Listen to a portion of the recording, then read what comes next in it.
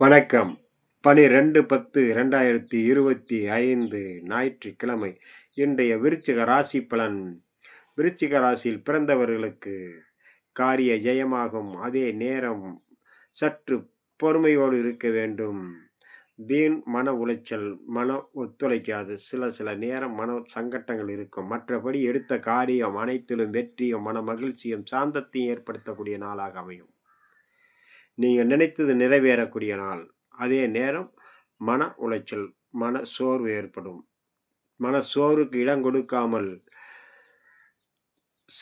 சஷ்டிநாதனை, முருகப்பெருமானை வழிபட சர்வதோஷம் நிவர்த்தியாகும்.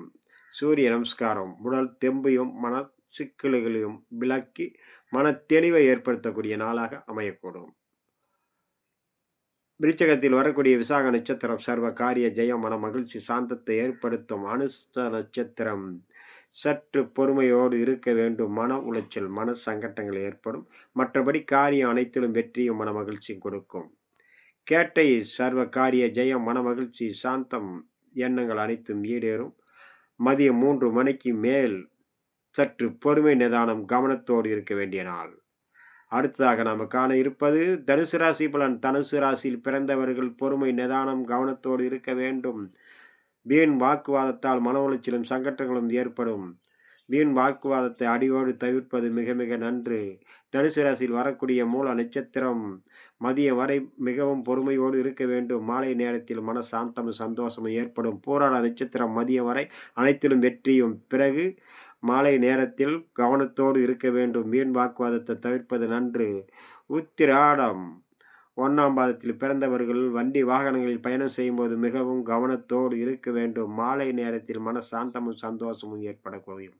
அடுத்ததாக நாம் காண இருப்பது மகர ராசி பலன். மகர ராசியில் பிறந்தவர்கள் பயணத்தின் போது மிகவும் கவனத்தோடு இருக்க வேண்டும். மற்றபடி எடுத்த காரியம் அனைத்திலும் வெற்றியும் மன மகிழ்ச்சியும் சாந்தத்தையும் ஏற்படுத்தும். மகரத்தில் வரக்கூடிய உத்திராட நட்சத்திரம் பயணத்தில் மிக மிக எச்சரிக்கையோடும் கவனத்தோடும், உயரமான தளத்திலும் நெருப்பு, கரண்டு இது போன்ற வேலைகளில் செய்பவர்கள் எச்சரிக்கையோடு கவனத்தோடு இருக்க வேண்டும்.